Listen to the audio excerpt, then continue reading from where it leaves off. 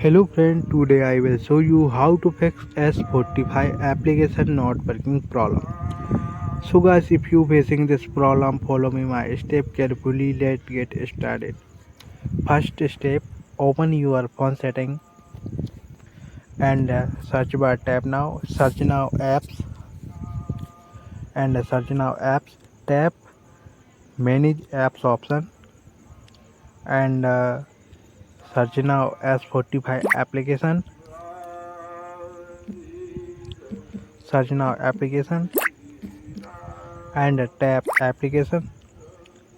Click clear data option, tap clear cache option, tap clear cache and open your app store and app store application and update now your application and check your internet and your problem 100% fix.